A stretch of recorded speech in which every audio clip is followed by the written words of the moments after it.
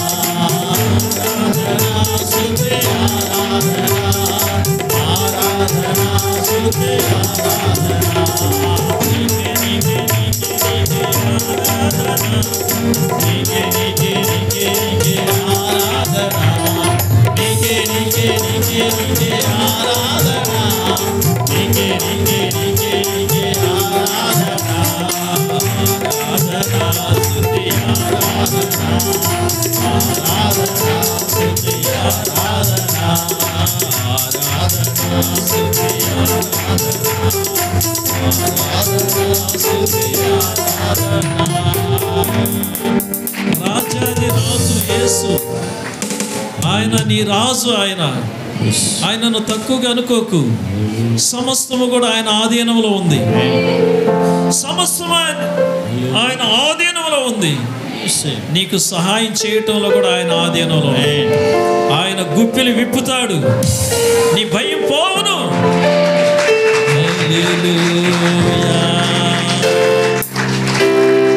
Sister, అమ్మా, నీ గుప్పిలి విప్పుతాడు. ఆయన గుప్పిలి విప్పుతాడు నీ కొరకు. ఆయన గుప్పెట్లో విస్తారమైన మేలులు ఉన్నాయి, విస్తారమైన ఆశీర్వాదాలు ఉన్నాయి. నీ కన్నీరు తుడబడే రోజు దగ్గరికి వచ్చింది, నీ భయం పోయే రోజు దగ్గరికి వచ్చింది. భయపడకు, యేసయ్యను మనసారా స్తుతించు. యేసయ్యను మనసారా స్తుతించు, యేసయ్యను మనసారా స్తుతించు.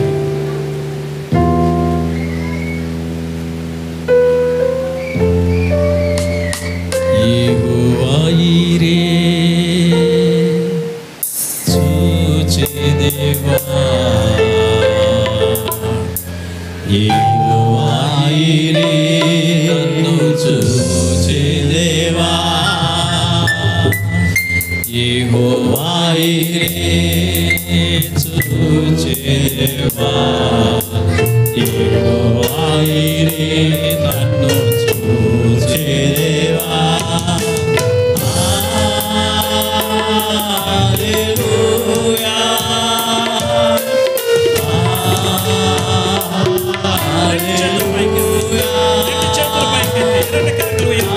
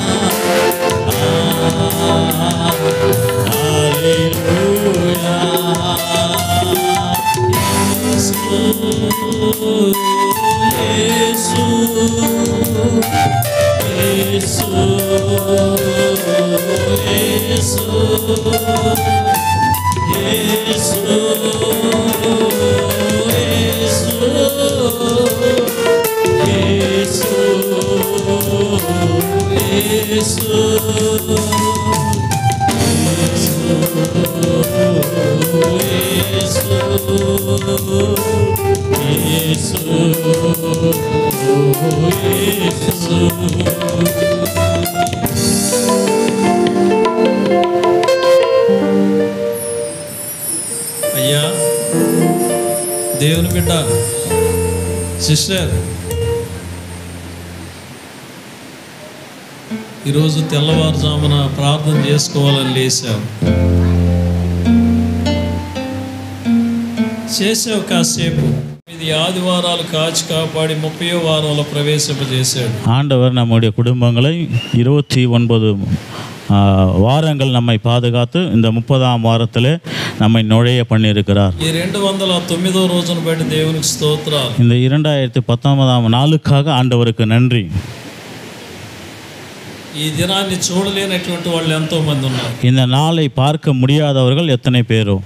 కానీ ఈ సంవత్సరంలో, ஆனால் இந்த வருடத்தில் నీ కళ్ళ ముందే ఎంతో మంది లోకాన్ని విడిచిపోయినటువంటి వాళ్ళు ఉన్నారు. உன்னுடைய கண்களுக்கு முன்பதாகவே எத்தனையோ பேர் இந்த உலகத்தை விட்டு போனவர்கள் உண்டு. కానీ నీకు నాకు ప్రభు తన జీవాన్ని ఇచ్చి ఒక సందర్భాన్ని ఇచ్చాడు. ஆனால் ఆండவர் ఉనக்கும் எனக்கும் ஒரு జీవனை கொடுத்து ஒரு சந்தர்ப்பத்தை கொடுத்திருக்கிறார். మనకు ముందుగా చనిపోయినటువంటి వాళ్ళు ఏదో చేసి వాళ్ళు చనిపోయారు అనుకోకూడదు. நமக்கு முன்பதாக மரித்தவர்கள் அவர்கள் ஏதோ செய்து மரித்தார்கள் என்று நினைக்க வேண்டாம். మనం జీవంతో ఉన్నామంటే మనం పెద్ద పుణ్యాత్ములనే మనం అనుకోకూడదండి. நாம் ஜீவனோடு இருப்பதினால் நாம் புண்ணியம் செய்தவர்கள் என்று நீங்கள் நினைக்க வேண்டாம். ఈ రోజు మనం జీవంతో ఉన్నామంటే, இந்த நாளிலே நாம் ஜீவனோடு கூட இருக்கிறோம் என்று சொன்னால் దేవుని ఉన్నతమైనటువంటి దయ కనికరమే, தேவனுடைய உன்னதமான தயவும் கிருபையும் இரக்கம் మాత్రమే. ప్రియమైన దేవుని బిడ్డలారా, ప్రియమైన కర్తృ పిల్లలే, దేవుని యొక్క వాక్యం ఈ రీతిగా సెలవిస్తున్నది. దేవునుடைய వచనం ఇవ్విధమాయి சொல்லுகிறது. అపోస్తలులైనటువంటి పౌలు గలతీయులకు రాసిన పత్రిక, అపోస్తలులైన పౌలు எழுதின గలతీయులకు எழுதின నిరుబం 6వ అధ్యాయము 6వ అధికారం 7వ వచనాన్ని చదువుదాం ఒకసారి. 7వ వచనத்தை நாம் பார்க்கலாம். மோசம் போகாதிருங்கள், தேவன் தம்மை பரியாசம் பண்ண விட்டார், மனுஷன் எதை விதைக்கிறானோ அதையே அறுப்பான்.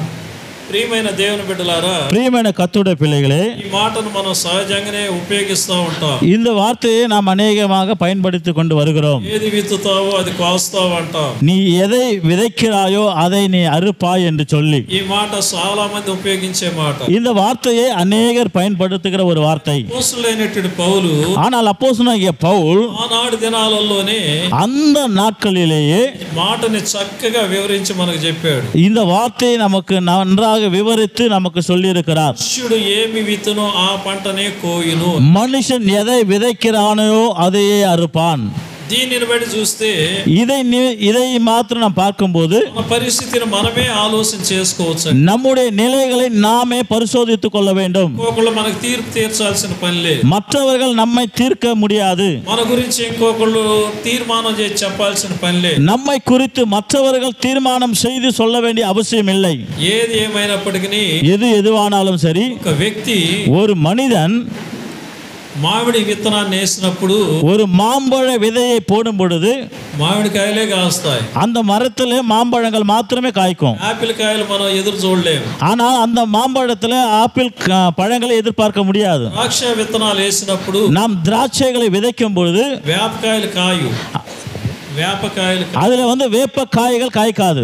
మనం ఏది విత్తుతామో అదే. நாம் எதை விதைக்கிறோமோ அதேதான். ప్రియమైన దేవుని బిడ్డలారా, பிரியமான கர்த்தருடைய பிள்ளைகளே, విత్తడం అనేది దేవుడు మనిషికి ఇచ్చిన గొప్ప భాగ్యం. விதைப்பது என்பது தேவன் மனிதனுக்கு கொடுத்த ஒரு உன்னதமான ஒரு பாக்கியம். ஒரு விவசாயி విత్తనాలు విత్తకపోతే அந்த விதைகளை அவன் விதைக்காவிட்டால் పంట కోయలేడు. அவன் அந்த விதையை அவனால் அறுக்க முடியாது. அந்த பயிர்களை அறுக்க முடியாது. பயிர் అనేది దేశానికి ముఖ్యమైనటువంటిది. அந்த பயிர் என்பது தேசத்திற்கு மிக அவசியமானது. పేదవారికి ధనవంతులకి అందరికీ అవసరమే. వేళేகளுக்கும் పణకారులக்கும் மிகவும் அவசியம். వరి గాని గోధుమలు గాని మరి ఏదైనా ఏ పైరు కూడా మనిషికి అవసరం. நெல்லாகட்டும் இல்லை என்று சொன்னால் கோதுமையாகட்டும் எதுவானாலும் பரவாயில்ல, மனிதனுக்கு மிக அவசியமா இருக்கிறது. విత్తడం అనేది చాలా ముఖ్యం. விதைப்பது என்பது மிக அவசியம். నువ్వేం విత్తుతున్నావు అనేది ముఖ్యం. ஆனால் நீ எதை விதைக்கிறாய் என்பதுதான் மிக அவசியம். ఆదికాండం 26వ అధ్యాయంలో 12వ వచనం చూస్తే, ஆதியாகம புத்தகம் 26ஆம் அதிகாரம் 12ஆம் வசனத்தை பார்க்கும் பொழுது, ఇస్సాకు ఆ దేశమందు ఉన్నటువంటి వాడై నివాసం చేసి, ஈசாக்கு அந்த தேசத்தில் இருந்து வாசம் பண்ணவனாய் இருந்து విత్తనం విత్తి அவன் விதையை விதைத்து ఎన్నంతలుగా పంట కోసాడంట. அவன் எத்தனை விதமான பலனை பார்த்தான். ఎత్తన మడంగు 100 మడంగు 100 అంతలుగా పంట కోసాడు. அவன் 100 மடங்கு பலனை அனுபவித்தான். 26:12 చూడండి. 26:12ஆம் வசனம். ஈசாக்கு அந்த தேசத்தில் விதை விதைத்தான். கர்த்தர் அவனை ஆசீர்வதித்ததினால் அந்த வருஷத்தில் 100 மடங்கு பலன் அடைந்தான். దేవునికి స్తోత్రం కలుగును గాక. ஆண்டவருக்கு மகிமை உண்டாகுவதாக. దేవుని బిడ్డలారా, ప్రియమైన కర్తృడి పిల్లలే, విత్తేదానికి విత్తుతాం. விதைக்கிறதுக்கு நாம் விதைக்கிறோம். ఒక వ్యవసాయి వరి పంట పొలాలు వేస్తాడు. ஒரு விவசாயி நெல்லை அவன் தன்னுடைய நிலத்தில் விதைக்கிறான். ఇక 4 రోజులలో కొయ్యాలి అనే సందర్భంలో 4 நாட்களுக்கு பிறகு அதை அறுக்க வேண்டும் என்ற சூழ்நிலையில సందర్భంలో ఒక తుఫాన్ వచ్చింది అనుకుందాం. அப்பேற்பட்ட நேரத்தில் ஒரு புயல் காற்று வந்தது என்று வைத்துக் கொள்வோம். ఉంటుందో చెప్పండి. அது எப்படி இருக்கும் சொல்லுங்க. దుఃఖకరంగా ఉంటుందో చెప్పండి. அது எவ்வளவு துக்கமான ஒரு காரியம். ఆశలు పెంచుకొని ఆ పైరు మీద ఆశలు పెంచుకొని ఉంటాడు. அவன் எவ்வளவோ வாஞ்சியோடு கூட அந்த நெல் விதைத்த அந்த பழத்தின் மேலே அவன் வாஞ்சியா இருப்பான். వచ్చి తుఫాను కొట్టిందంటే అలాగనే పాడైపోతుంది. மழை வந்து புயல் காற்று அடித்தது என்றால் அவன் விதைத்த அந்த பயிரானது வீணாய் போகும். ఇస్సాకు ఆ దేశమందున్న వాడై విత్తనం విత్తి 100 అంతల ఫలం పొందాడు. ஈசாக்கு அந்த தேசத்திலே குடியிருந்தவனாய் இருந்து விதை விதைத்து அவன் 100 மடங்கு பலனை அடைந்தான். దీనిని బట్టి అతను 100 అంతల ఫలం పొందాడంటే எதன் நிமித்தமாக அவன் 100 மடங்கு பலனை பெற்றான் தெரியுமா? దేవుడు అతనిని ఆశీర్వదించాడు. தேவன் அவனை ஆசீர்வதித்தார். దేవుడు అతని పట్ల ఉన్నాడు, అతనికి తోడుగా ఉన్నాడు. தேவன் அவன் பட்சத்தில் இருக்கிறார், அவனுக்கு துணையாக இருந்தான். అతని యొక్క సొంత దేశం కాదు అతను ఉండేది. ஈசாக்கு இருந்தது அவனுடைய சொந்த தேசம் அல்ல. పరాయి దేశానికి వెళ్ళాడు. அவன் புறஜாதியான தேசத்துக்கு போனான். స్థలంలో వ్యవసాయం చేశాడు. அந்த தேசத்தில் அவன் விவசாயம் செய்தான். 100 అంతల పంట కోసాడు. அவன் 100 மடங்கு பலனை அறுத்தான். దేవుని బిడ్డలారా, ప్రియమైన కర్తృడి పిల్లలే, 100 అంతలుగా ఫలాన్ని పొందాడు అని అంటే దానికి గల కారణం ఏంటి? ஈசாக்கு 100 மடங்கு பலனை பெற்றுக்கொண்டான் என்று சொன்னால் அதற்கு முக்கிய காரணம் என்ன? తన యొక్క తండ్రి అయినటువంటి అబ్రహాము, தன்னுடைய தகப்பனாகிய ஆபிரகாம் ప్రతి కార్యములో, ஒவ்வொரு காரியத்திலும், ప్రతి విషయములో, ஒவ்வொரு விஷயத்திலும், ప్రతి రాబడిలో தனக்கு வருகிற எல்லா வருமானத்திலும் దేవునికి దశమ భాగం ఇచ్చాడు. ఆయన தேவனுக்கு தசம பாகத்தை கொடுத்தார். దేవునికి దశమ భాగం అబ్రహాం ఇయ్యడం వలన தேவனுக்கு ஆபிரகாம் தசம பாகம் கொடுத்தபடியினாலே 4 తరాల వరకు ఆశీర్వదించబడ్డారు. அவர்கள் 4 தலைமுறைகள் ஆசீர்வதிக்கப்பட்டிருந்தார்கள். అబ్రహాం అయితేమి, ஆபிரகாமும், ఇస్సాకు అయితేమి, ஈசாக்கும், యాకోబు అయితేమి, யாக்கோவும், யோசேப்பு வரைக்கும் 4 తరాలు ఆశీర్వదించబడ్డారు. அவர்கள் 4 தலைமுறைகளாக ஆசீர்வதிக்கப்பட்டார்கள். అంటారు, அநேகர் சொல்லுவார்கள், అసలు పాస్టర్లు ఎప్పుడు చూసినా దశమ భాగం అని పడిసేస్తారు ఎందుకు అంటారు. ஊழியக்காரர்கள் எப்ப பார்த்தாலும் தசம பாகம் என்று சொல்லிக்கொண்டே இருப்பாங்களே. నేను చెప్పే మాట జాగ్రత్తగా వినండి. இன்றைக்கு நான் சொல்லுகிற வார்த்தைகளை சற்று கவனமாக கேளுங்கள். పాస్టర్ ముఖం చూడొద్దండి. பூஷணம் பாஸ்டரோட ஐயாவுடைய முகத்தை பார்க்காதீங்க. మాటలో ఉన్నటువంటి సత్యాన్ని గ్రహించండి. அந்த வார்த்தையில இருக்கிற சத்தியத்தை சற்று நீங்கள் கவனியுங்கள். అబ్రహాముకి దేవునికి ఉన్నటువంటి మంచి అనుబంధాన్ని బట్టి, ஆபிரகாமுக்கும் தேவனுக்கும் இருந்த நல்ல உறவு நிமித்தமாக దేవునికి అబ్రహాం ఇచ్చాడు. தேவனுக்கு ஆபிரகாம் கொடுத்தார். 4 తరాలు ఆశీర్వదించబడ్డారు. 4 தலைமுறைகள் ஆசீர்வதிக்கப்பட்டது. దేవుని బిడ్డలారా, ప్రియమైన కర్తుడి పిల్లలే, విత్తేదేదో இதை விதைக்கிறது எதுவோ సరిగ్గా విత్తాలి. அது சரியாய் விதைக்க வேண்டும். దేవుని యొక్క వాక్యంలో మనం చూస్తే, பாருங்கள், தேவனுடைய வசனத்துல நான் பார்க்கும் பொழுது ఇస్సాకు ఎక్కడికో వెళ్ళాడు. ஈசாக்கு ஏதோ ஒரு இடத்துல போனா, తందగా దేశం அது அவனுடைய தேசம் அல்ல. அது అక్కడ వ్యవసాయం చేశాడు. அந்த இடத்துல விவசாயம் செய்தான். నూరంతలుగా ఫలం చూశాడు. அவன் 100 மடங்கு பலனை பார்த்தான். అంత మాత్రమే కాదు, அது మాత్రమல்ல, ఒక ముఖ్యమైనటువంటి విషయాన్ని గ్రహించాలి. ஒரு முக்கியமான ஒரு காரியத்தை நீங்கள் கவனிக்க வேண்டும். దినాలలో బైబిల్ లేదు. அந்த நாட்களில் வேதாகமம் கிடையாது. వాళ్ళకు బోధించేదానికి ఎవరు లేరు. அவர்களுக்கு போதிக்கிறதுக்கு ஒருவரும் கிடையாது. దేవుడు ఎప్పుడో ఒకసారి ఆకాశములో నుండి ఆయన స్వరాన్ని వినిపింపజేస్తాడు. தேவன் எப்போது ஒரே ஒரு முறை ஆகாயத்திலிருந்து தம்முடைய சத்தத்தை வெளிப்படுத்துவார். ఆ శబ్దాన్ని విని దాని ప్రకారంగా వాళ్ళు బ్రతికేవాడు. அந்த சத்தத்தை கேட்டு அந்த சத்தத்தின்படி வாழ்கிற ஜனங்கள் அந்த நாட்கள் ఆ విధంగా ఉండి వాళ్ళు ఆశీర్వదించబడ్డారు. அவர்கள் అవ్விதமாக இருந்து ఆశీర్వదిக்கப்பட்டார்கள். మనకు బైబిల్ గ్రంథం ఉంది. ஆனால் நமக்கு வேதாகம் இருக்கிறது. 66 పుస్తకాలు ఉన్నాయి. 66 పుస్తకங்கள் இருக்கிறது. నువ్వు ఎప్పుడైనా చదువుకోవచ్చు. நீ எப்பொழுது வேணாலும் படிக்கலாம். ఎక్కడైనా చదువుకోవచ్చు. நீ எங்க வேணாலும் படிக்கலாம். దానికి తగినట్టు దైవజనులు కూడా ఉన్నారు వివరించి చెప్పేదాన్ని. அதை குறித்து விவரித்து சொல்வதற்காக தேவனுடைய ஊழியக்காரர்கள் கூட இருக்கிறார்கள். ఈ విధాలైనటువంటి అవకాశాలు మనకు ఉంది. இப்பேற்பட்ட அநேக விதமான வழிமுறைகள் நமக்கு இருந்தாலும் ఏ విధంగా ఉన్నా, நாம் எப்படி இருக்கிறோம்? ప్రియమైన దేవుని బిడ్డలారా, ప్రియమైన కర్తుడే పిల్లలే, కష్టంలో ఉన్నావా? కష్టத்தில் இருக்கிறாயா? బాధలో ఉన్నావా? வேதனையில் இருக்கிறாயா? లేని స్థితిలో ఉన్నావా? நிம்மதி இல்லாத ஒரு சூழ்நிலை இருக்கிறாயா? దేవునికి ఇవ్వాలన్న ఆశ కలిగి, தேவனுக்கு கொடுக்க வேண்டும் என்ற வாஞ்சை இருந்து ఇవ్వలేని శక్తిలో ఉన్నావా? கொடுக்க முடியாத ஒரு சூழ்நிலையில் நீ காணப்படுகிறாயா? నీకు ఇచ్చే శక్తి లేదా? தேவனுக்கு கொடுக்கிற அந்த கிருபை இல்லையா? నీకు మనసు ఉంది, ஆனால் உனக்கு மனது இருக்கிறது. నా బిడ్డలు ఆశీర్వదించబడాలి, என்னுடைய பிள்ளைகள் ஆசீர்வதிக்கப்படணும், నా మనో సంతానం ఆశీర్వదించబడాలి, என்னுடைய பேர குழந்தைகள் ஆசீர்வதிக்கப்படணும், నా వంశం ఆశీర్వదించబడాలి, என்னுடைய வம்சங்கள் ஆசீர்வதிக்கப்பட வேண்டும். ఆశలైతే ఉన్నాయి, வாஞ்சைகள் ஆசைகள் இருக்கிறது.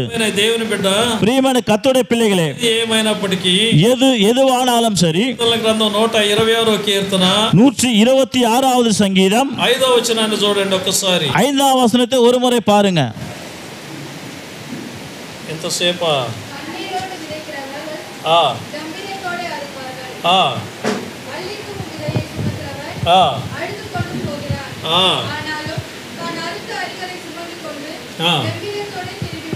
దేవునికి స్తోత్రం కలుగును గాక. ஆண்டவருக்கு மகிமை உண்டாகட்டும்.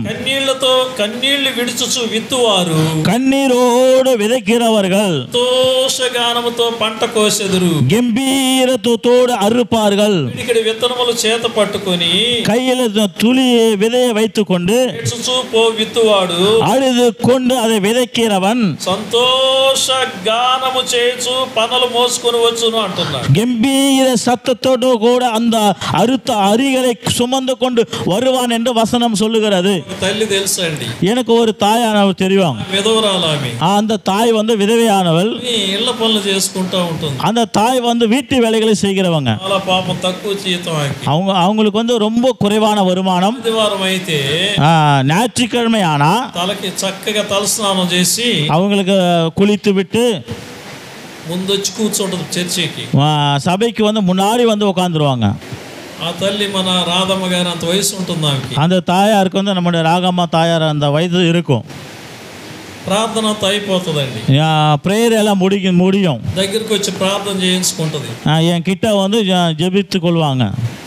కానుక బైబిల్లో పెట్టేటప్పుడు ఏడుస్తా పెట్టద్దా? அந்த காணிக்கையை வேதாகமத்தில் வைக்கும்போது அழுது கொண்டே வைப்பாங்க. నేను అనుకునేవాడిని, நான் நினைப்பேன், ఈ తల్లి ఎప్పుడు చూసినా ఏడుస్తానే పెడుతుంటది, ఏ రోజు సంతోషంగా పెట్టలేదు. இந்த தாயானும் எப்போ பார்த்தா அழுதுனே காணிக்கை கொடுக்குறாங்க, ஒரு நாள் கூட சந்தோஷத்தோட காணிக்கை கொடுக்கறது இல்லையேன்னு. నీకు తెలుసు కదా నాకు నోరు గమ్మున ఉండదు. உங்களுக்கு தெரியல என்னோட வாய் சும்மா இருக்காதுன்னு. ఆమెను అడిగాను నేను, அந்த தாயாரை நான் கேட்டேன், అమ్మా నువ్వు ఎంత దుఃఖంతో కానుక పెడుతున్నావు, அம்மா நீங்க எவ்வளவு துக்கத்தோட காணிக்கை வைக்கிறீங்க, ఏమనుకోవద్దు, నీ కానుక నువ్వు తీసుకో, ஏன் ஒன்னும் நினைக்காதம்மா, உன் காணிக்கை நீ வாங்கிக்கோ, నేనేమనుకోనులే, நான் ஒன்னும் நினைக்க மாட்டேன், ఎంత కష్టం ఉందో, உனக்கு எவ்வளவு కష్టం இருக்குதோ అనే నేను అన్నాను నేను என்று அந்த தாயாரோட நான் சொன்னேன். అప్పుడు ఆమె అన్నది, அந்த தாய் சொன்னாங்க, అయ్యా ஐயா నేను నా బిడ్డలు బాగుపడేది నీకు ఇష్టం లేదా అని. நானும் என்னோட பிள்ளைகளும் நல்லா இருக்குது உங்களுக்கு பிடிக்கலையா? అర్థం కాలే, எனக்கு பிடிக்கும், எனக்கு விவரம் தெரியல. ఏమ్మా అన్నాను నేను, நான் என்னம்மா சொன்னேன், అయ్యా నీకు ఇవ్వడం వల్ల, ஐயா உங்களுக்கு கொடுக்கறதுனால, పరిశుద్ధ గ్రంథంలో కానుక పెట్టడం వలన, இந்த பரிசுத்த வேதாகமத்துல காணிக்கை வைக்கிறதுனால ఎప్పుడు పనికి పాడయ్యా నా కొడుకు, எப்போதும் என் பையன் வந்து வேலைக்கு போக மாட்டான், ఇప్పుడు లక్షణంగా పనికి పోతున్నాడు, ஆனா இப்போ வந்து அவன் நல்ல ஒரு வேலைக்கு போய் கொண்டு இருக்கிறான், ఇంట్లో ఎప్పుడు గొడవలు జరుగుతుంటాయి అయ్యా, என் வீட்டுல வந்து எப்ப பாரு சண்டை நடக்கும், నా కొడుకు నా కోడలు లక్షణంగా ఉన్నారయ్యా, இப்போ வந்து என்னுடைய மகனும் என்னுடைய மருமகளும் சந்தோஷமா இருக்கிறாங்க ஐயா, ఎందుకు నువ్వు ఏడ్చేదన్నా నేను. சரி வேற எதுக்காக நீ அழுறான்னு கேட்டேன். ఈ 100 రూపాయల కానుకే దేవుడు నన్ను ఎంత ఆశీర్వదించాడు, இந்த 100 ரூபாய் காணிக்கை கொடுக்கறதுனால ஆண்டவர் என்னை இவ்விதமா என்னை ஆசீர்வதிக்கிறாரு, ఇంకా మరంత ఇయ్యాలనేదయ్యా నా ఏడు పని అని. ஐயா இன்னும் அதிகமா உங்களுக்கு கொடுக்கணும் சொல்லுகிறது தான் என்னோட அழுகை அப்படின்னு சொன்னாங்க. ఒకటే ఆశ్చర్యం, எனக்கு ரொம்ப ஆச்சரியமா இருந்தது. దేవుని బిడ్డలారా, பிரியமான கர்த்தருடைய பிள்ளைகளே, ఇంకా విధవరాల కానుకను దేవుడు అంగీకరించాడు. உண்மையாகவே அந்த ஏழை விதவை தாயினுடைய காணிக்கையை கர்த்தர் அங்கீகரித்தார். ఎప్పుడు ప్రార్థన చేస్తూ ఉంటారు, நான் எப்போதும் ஜெபித்து கொண்டிருப்பேன். అదే రీతిగా அவ்விதமாகவே అందరూ కూడా నన్ను ఆదరిస్తున్నారు. நீங்கள் எல்லாரும் கூட என்னை நல்ல விதமாக ஆதரிக்கிறீங்க. మీ కొరకు నేను బాగా ప్రార్థన చేస్తుంటాను, உங்களுக்காக நான் நல்லா ஜெபம் பண்ணி கொண்டு இருப்பேன். సారా చేస్తాను, என்னுடைய மனதளவில் உங்களுக்காக ஜெபம் பண்ணுவேன். కుటుంబాలలో కూడా దేవుడు మేలు చేస్తున్నాడని నేను అనుకుంటున్నాను. உங்களுடைய குடும்ப வாழ்க்கையிலும் கூட ஆண்டவர் நன்மையை செய்கிறார் என்று நான் நம்புறேன். మీరందరూ కూడా మీకు ఉండిగా అది ఇచ్చేది, நீங்கள் எல்லாம் கூட உங்களுக்கு கிட்ட இருக்குதுன்றதுனால எனக்கு கொடுக்கல. మీ కష్టాలు నాకు తెలుసు, உங்களுடைய கஷ்டங்கள் எனக்கு தெரியும், బాధలు నాకు తెలుసు, உன்னுடைய வேதனைகள் எனக்கு தெரியும், అప్పుల బాధలు నాకు తెలుసు, உன்னுடைய கடன் பிரச்சனை எனக்கு தெரியும். కొన్ని స్థలాలలో డబ్బులు ఇచ్చి ఇరికిచ్చి అవి బయటికి రాక అల్లాడే వాళ్ళు ఉన్నారు. கொஞ்சம் சில இடங்களில் பணத்தை கொடுத்துட்டு அந்த பணத்தை வாங்க முடியாம எத்தனை பேர் கஷ்டப்படுறவங்க இருக்கிறாங்க. అందరూ వచ్చి అప్పు తెచ్చుకున్న స్థలాలు అప్పు ఇయ్యలేక బాధపడే వాళ్ళు ఉన్నారు. இன்னும் சில பேர் வந்து கடன் வாங்கி கொண்டு வந்து அந்த கடனை திருப்பி கொடுக்க முடியாம துக்கத்தோடு இருக்கிறவங்க சில பேர் இருக்கிறாங்க. చేసిన పనికి ఆ జీతం రానటువంటి వాళ్ళు ఉన్నారు. செய்த வேலைக்கு அந்த வருமானம் வராமல் இருக்கிறவங்க சில பேர் இருக்கிறாங்க. అయితే నేను ప్రార్థన చేస్తుంటాను, ஆனா நான் ஜெபம் பண்ணி கொண்டு இருப்பேன். నేను చెప్తున్నాను ఈరోజు நான் சொல்றேன், இந்த நாள்ல ఈ 5వ వచనం తెలుగు బైబిల్లో ఉన్నటువంటి వాళ్ళందరూ చదవండి ఒకసారి. 5వ వచனத்துல இருக்கிறவங்க எல்லாம் வாசிங்க. కీర్తనల గ్రంథంలో 26వ కీర్తన 5వ వచనం చదవండి. 126వ సంగీతం 5వ వచనం. ఓరి తండ్రి ఇంతసేపా కన్నీళ్లు విడుచుచు విత్తువారు సంతోషగానముతో పంట కోసెదరు. கண்ணீரோடு விதைக்கிறவர்கள் கம்பீரத்தோடு அறுப்பார்கள். హల్లెలూయా, ஹல்லேலூயா, హల్లెలూయా. ஹல்லேலூயா. ఈ కష్టార్జితాన్ని, உன்னுடைய கஷ்டத்தின் வருமானத்தை దేవునికి నువ్వు ఇస్తున్నావు, ஆண்டவருக்கு நீ கொடுக்கிறாய். ஆனால் దేవుడు నిన్ను సంతోషపరుస్తాడు, தேவன் உன்னை சந்தோஷப்படுத்துவார். నీకు తగిన ప్రతిఫలాన్ని నువ్వు చూస్తావు, அதற்குரிய பலனை நீ கண்டிப்பாய் பார்ப்பா. ఏది విత్తుతావు అది కోస్తానన్న దేవుడు, எதை விதைக்கிறாயோ அதையே நீ அறுப்பாய் என்று சொன்ன கர்த்தர் దేవుని సన్నిధానంలో విత్తే నీ కానుక, தேவனுடைய சன்னிதானத்திலே நீ விதைக்கிற அந்த காணிக்கையை సమృద్ధిగా నీకు ఫలాన్ని ఇస్తుంది, பரிபூரணமான ஒரு பலனை உனக்கு கொடுக்கும். అర్థమయ్యే రీతిలో చెప్పాలంటే இந்த உங்களுக்கு புரிந்து கொள்ள வேண்டிய விதத்தில் சொல்ல வேண்டும் என்றால் ఒక మామిడి విత్తనాన్ని మనం మొలవేసామనుకుందాం. ஒரு மாம்பழ விதையை நம்ம விதைக்கிறோம்னு வச்சுப்போம். అది చెట్టు వచ్చింది ఒక 2 నెలలకి. 2 மாதங்களுக்குள்ளாக அது சிறு சிடையா வளரும். మెల్లిగా పెద్దదైపోయింది. அது சிறிது சிறிதாக பெரியதாகி வரும். సంవత్సరాలు అయిపోయింది. 2 வருஷம் ஆயிடுச்சு. ఒక 3 సంవత్సరాలు అయింది అనుకుందాం. 3 வருடங்கள் ஆயிடுச்சுன்னு வச்சுப்போம். ఎన్ని కాయలు కాస్తుంది? నువ్వు వేసింది ఒక విత్తనమే కదా, ఒకే కాయ కాస్తుందా లేకపోతే ఎన్ని కాస్తుంది? நீ போட்டது ஒரு விதை தானே, அந்த மரத்தில் எத்தனை காய்கள் காய்க்கும்? ஒரு காய் தான் காய்க்குமா? ఎన్ని కాస్తాయి? எத்தனை காய்க்கும் அந்த மரத்தில்? బంగినపల్లి మామిడి చెట్టు వేసుకుందామా, వేసామనుకుందామమ్మా అంతోనమ్మా. ஒரு மங்கனப்பள்ளி விதையை போட்டோன்னு வச்சுப்போம் ஐயா. పెరిగింది, పెద్దదైంది, அது வளர்ந்தது, பெருசாச்சு, పూలు వేసాయి, அதில் வந்து பூக்கள் பூத்தது. ఒక పిందే వస్తుంది, మరిన్ని పిందెలు వేస్తుంది. அதில் வந்து ஒரு பிஞ்சு காய் வருமா இல்லை நிறைய பிஞ்சு காய்கள் வருமா? ఎన్ని వస్తాయి? எத்தனை வரும்? వీళ్ళు మనకు చెప్పరు. వీళ్ళు ఎన్ని వస్తాయి అనేది మీకు అర్థమైపోయింది. எத்தனை வரும்னா உங்களுக்கே தெரியும். విస్తారంగా కాస్తాయి. அது வந்து நிறைய விதமான காய்கள் காய்க்கும். కానీ నీ వేదనతో, నువ్వు బాధతో ఉండి కూడా, ஆனால் நீ வேதனையோடு கூட துக்கத்தோடு கூட இருந்து கூட, కష్టాలలో ఉండి కూడా, இவ்வளவு கஷ்டத்தின் மத்தியில நீ இருந்தாலும் கூட, దేవునికి ఇచ్చే విషయంలో నీ మనసారా నువ్వు ఇచ్చేటప్పుడు, தேவனுக்கு கொடுக்கிற காரியத்துல தேவனுக்கு மனப்பூர்வமாக நீ கொடுக்கும்போது రెట్టింపైనటువంటి ఆశీర్వాదాలను నీ కుటుంబంలో చూస్తా. ரெட்டிப்பான ஆசீர்வாதங்களை உன்னுடைய குடும்ப ஜீவியத்திலே நீ பார்க்க முடியும். నీ బిడ్డల విషయంలో చూస్తా. உன்னுடைய பிள்ளைகள் காரியத்திலே பார்க்க முடியும். చదువు లేకపోవచ్చు, உனக்கு படிப்பு இல்லாம இருக்கலாம், బిడ్డలు బాగా చదువుతారు. ஆனால் உன்னுடைய பிள்ளைகள் நன்றாக படிப்பாங்க. చేసే ఉద్యోగం చిన్నది కావచ్చు, நீ செய்கிற வேலை சின்னதா இருக்கலாம், నీ బిడ్డలు మంచి ఉద్యోగంలో ఉంటారు. ஆனால் உன்னுடைய பிள்ளைகள் பெரிய இடத்துல இருப்பார்கள். కుటుంబంలో సమాధానం ఉంటుంది, உன்னுடைய குடும்பத்திலே சமாதானம் இருக்கும், కుటుంబంలో సంతోషం ఉంటుంది. உன்னுடைய குடும்பத்திலே சந்தோஷம் இருக்கும். సంతోష గానంతో పంట కోసెదరు అంటుంది. கம்பீர சத்தத்தோடு கூட அந்த பலனை அறுப்பார்கள் என்று வசனம் சொல்லுகிறது.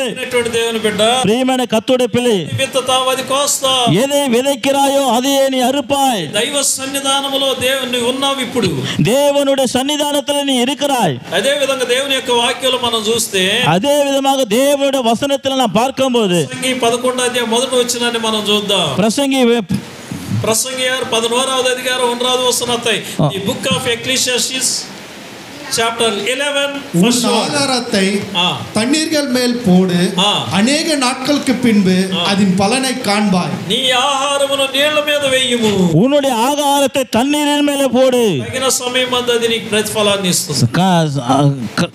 ஏற்ற நேரத்தில் அதுக்கு அது வந்து உனக்கு தக்க பலனை கொடுக்கும். హల్లెలూయా, ஹல்லேலூயா, హల్లెలూయా, ஹல்லேலூயா. ఏది కూడా నువ్వు ఇచ్చిన వెంటనే జరగదండి.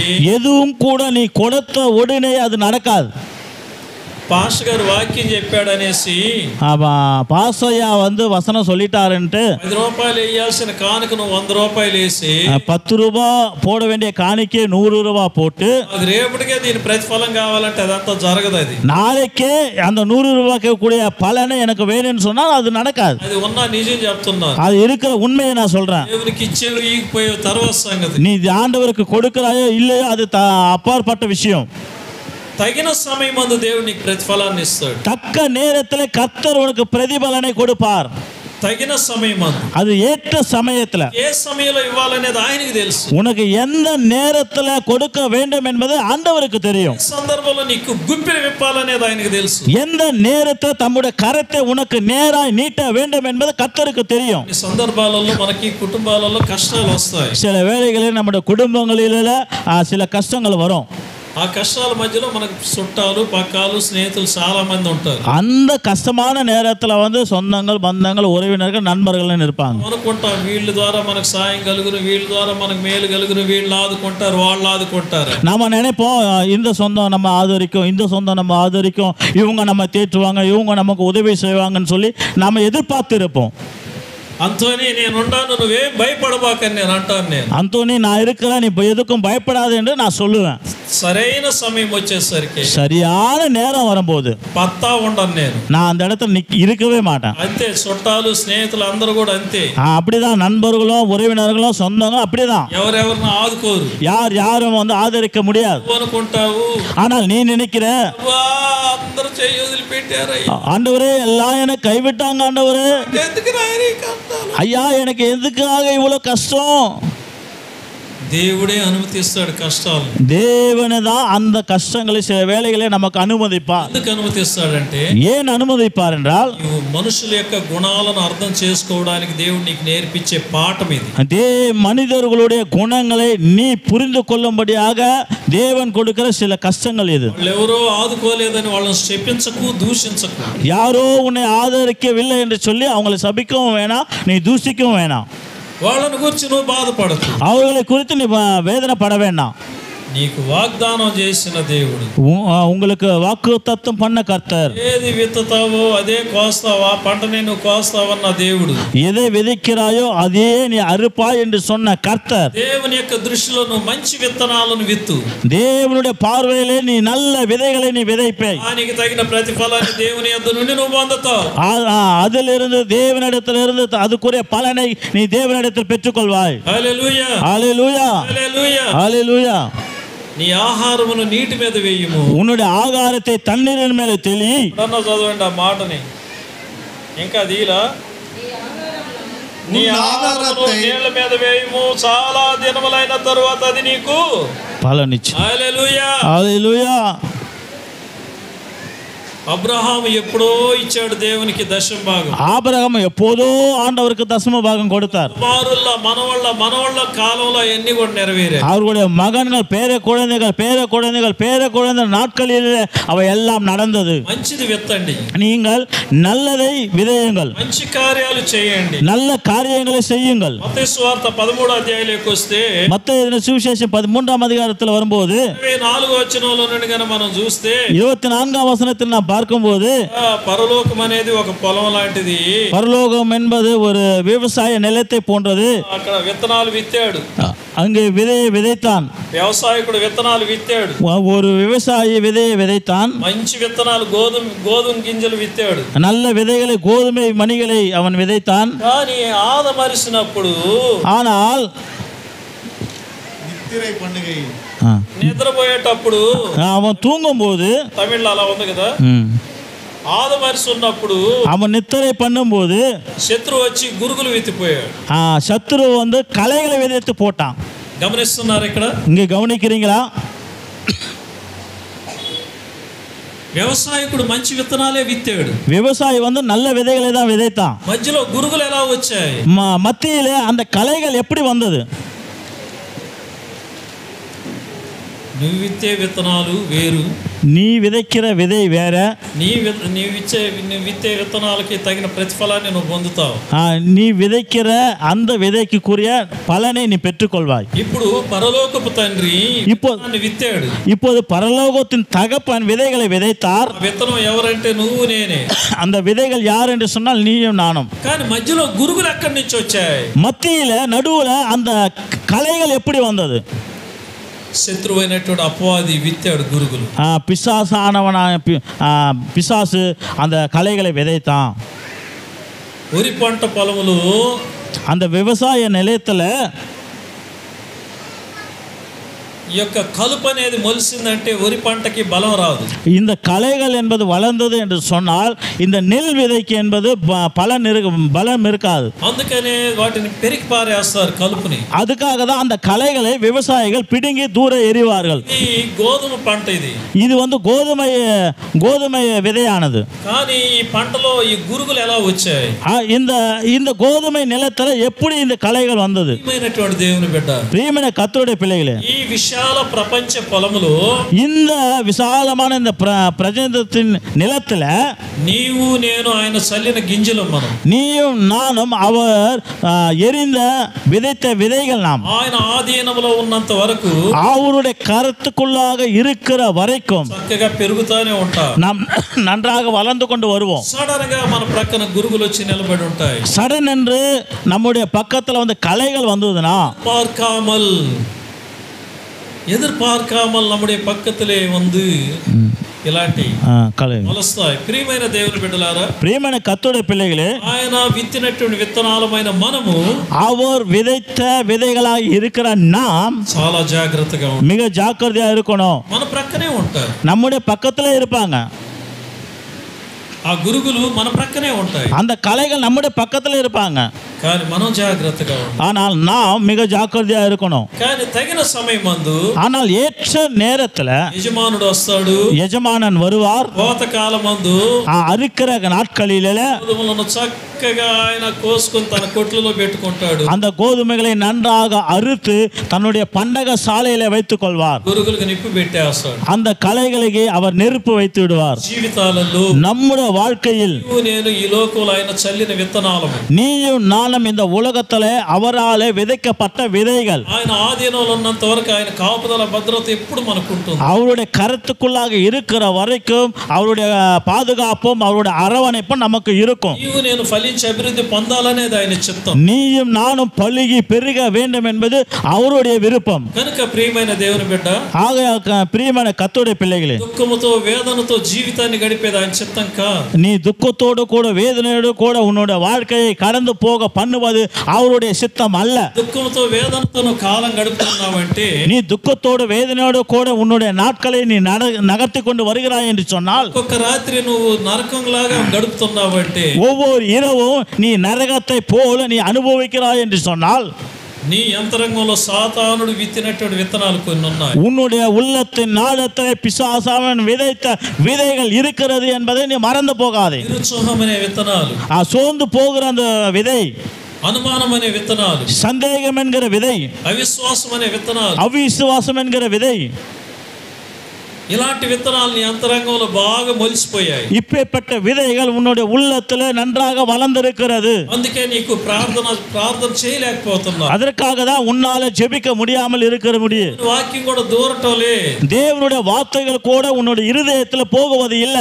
అంతరంగాలలో సాతానుడు కొన్ని విత్తనాలు విత్తి ఉంటాడు. சிலருடைய உள்ளங்களிலே பிசாசானவன் சில விதைகளை விதைத்து இருக்கிறான். స్వార్థం అనే విత్తనాలు, சுயநலம் என்கிற விதை, గర్వం అనే విత్తనాలు, கர்வம் என்கிற விதை, ఇలాంటివి ఉన్నప్పుడు இப்பேற்பட்டவைகள் இருக்கும்போது ఏం చేయలేం, ஒன்றும் பண்ண முடியாது. ప్రియమైన దేవుని బిడ్డ, பிரியமான கர்த்தருடைய பிள்ளையே, సమయంలో இந்த காலை வேளையில் లోకములో ఆయన యొక్క విత్తనాన్ని వినుము. இந்த உலகத்திலே நீ அவருடைய விதையா இருக்கிறாய். ప్రార్థనా జీవితంలో నువ్వు ఫలించాలనేది ఆయన చిత్తం. ஜெப வாழ்க்கையிலே நீ பலுகி பெருக வேண்டும் என்பது அவருடைய விருப்பம். అపజయాన్ని చూడాలనేది దేవుని చిత్తం కా. நீ தோல்வி அடைவது தேவனுடைய சித்தம் அல்ல. దుఃఖంతో కాలం గడిపేది దేవుని చిత్తం కా. துக்கத்தோடு கூட உன்னுடைய காலத்தை கழிக்கிறது தேவனுடைய விருப்பம் இல்லை. ఎప్పుడు సంతోషంగా ఉండాలనేది ఇష్టపడేవాడు ఆయనే. நீ எப்பொழுதும் சந்தோஷமாய் இருக்க வேண்டும் என்று விரும்புகிறவர் தேவன் மாத்திரமே. అభివృద్ధి పొందాలని ఎదురు చూసేవాడు ఆయన. நீ பலுகி பெருக வேண்டும் என்று எதிர்பார்க்கிற கர்த்தர் அவர் மாத்திரமே. నీ యొద్ద నుండి ఫలములు ఎదురు చూసేవాడు ఆయన. உன்னிடத்திலிருந்து பலன்களை எதிர்பார்க்கிற கர்த்தர் அவர் மாத்திரமே. ఫలాలవి எப்பேற்பட்ட பலன்காவை తెలుగు రాసినటువంటి పత్రికలోకి వచ్చామంటే, கலத்திற்கு எழுதின நிருபத்திலே நாம் வருவோம் என்று சொன்னால், 5వ అధ్యాయం 22వ వచనంలో మనం చూస్తే, 5ஆம் அதிகாரம் 22ஆம் வசனத்தை நாம் பார்க்கும்போது, ఫలాలు ఏమనగా అని అంటాడు. அந்த ஆவிக்குரிய பலன்கள் என்னவென்று சொல்லப்பட்டு இருக்கிறது. ஆவியின் கனியோ அன்பு, சந்தோஷம், சமாதானம், நீடிய பொறுமை, தயவு, நற்குணம், விசுவாசம். ఇన్ని ఫలాలను ఎదురు చూస్తున్నాడు. இப்பேற்பட்ட கனிகளை எதிர்பார்க்கிறார்.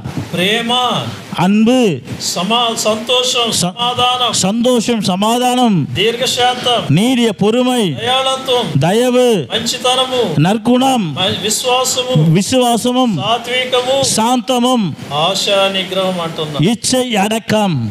ప్రేమ ప్రేమ ప్రేమ అంటామే గాని அன்பு அன்பு அன்பு என்று சொல்லுவோமே தவிர ప్రభువే ప్రేమ అయి ఉన్నాడు. ஆண்டவரே அன்பாய் இருக்கிறார். నాడ ప్రభు నీలో ஆண்டவர் உனக்குள்ளா இருக்கிறாரா? సంతోషము சந்தோஷம். కొందరు చూడండి ఎప్పుడు కూడా ఏమీ లేకపోయినా సంతోషంగా కనపడుతుంది. சில பேர் பாருங்க எதுவும் இல்லைன்னு சொன்னாலும் அவங்க சந்தோஷமா இருப்பாங்க. అలాంటి వాళ్ళు ఎదురు వస్తున్నా కూడా ఎంతో సంతోషంగా పోతారు, మన కార్యం జయమైపోతుంది. அப்பேற்பட்டவர்கள் நமக்கு எதிராக வரும்போது கூட அவங்க சந்தோஷத்தோட போவாங்க, நம்ம செய்கிற அந்த காரியம் ஜெயமா மாறும் என்று. కొందరు చూడండి சில பேரை பாருங்க ఇప్పుడు ఎంత ఉత్సాహకరమైనటువంటి మాటలు నిన్ను బలపరిచేదానికి ఆత్మ దేవుడు నీతో మాట్లాడుతున్నా కూడా சில பேரை பாருங்க தேவன் உன்னை உற்சாகப்படுத்தும்படியாக ஆவியானவர் உன்னை பலப்படுத்துகிற வார்த்தைகளை உன்னோடு கூட பேசினாலும் கூட ఉత్సాహంగా కనపడుతుంది. அவர்கள் மிகவும் சோர்வா காணப்படுவாங்க. ఇలాంటి వాళ్ళ కొరకు ప్రభు ఎలాంటి ఫలాలు ఎదురు చూడాలని మీరు నిర్ణయించుకోండి. இப்பேற்பட்டவங்களுக்கு ஆண்டவர் எப்பேற்பட்ட பலனை கனியை எதிர்பார்ப்பார் என்று நீங்க யோசிங்க. సమాధానం சமாதானம். చాలా మందిలో సమాధానమే ఉండదు. அநேகரில் இந்த சமாதானம் இருக்காது. దీర్ఘశాంతం, நீடிய பொறுமை. చిన్నదానికి పెద్దదానికి దీపావళి ర్యాకెట్ లాగా సుర్రలు లేస్తారు. சின்ன விஷயமா இருக்கட்டும் பெரியமா இருக்கட்டும் திடீர்னு அவங்க மிகவும் கோவப்படுவாங்க. దయాళత్వం, தயவு, ఇతరుల మీద దయ అనేది ఉండదు. மற்றவர்கள் மேலே தயவு என்பது இருக்காது. మంచితనం, நற்குணம். ఈ మంచితనాన్ని గురించి చెప్పాలంటే నాకు అర్థం కాల.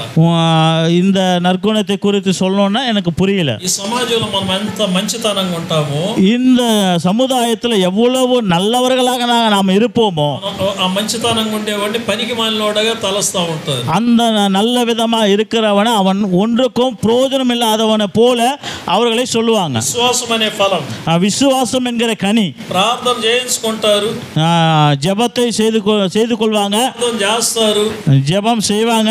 దేవుడు అద్భుతం చేస్తాడు, ధైర్యంగా వెళ్ళండి అంటే தேவன் அற்புதத்தை செய்வார், நீங்கள் தைரியமாய் போங்கள் என்று சொன்னால் ఏం చేస్తాడులే అంతా ఆయన దయే. என்ன செய்வார்? எல்லாம் அவருடைய தயவு. ఒక్క మాటతోటి அந்த ஒரு வார்த்தையில் எல்லாமே போச்சு. ఈ రకంగా ఎన్ని ఆశీర్వాదాలు పోగొట్టుకున్నావు. இவ்விதமாக எத்தனை ஆசீர்வாதங்களை நாம் இழந்திருக்கிறோம். సాత్వికం,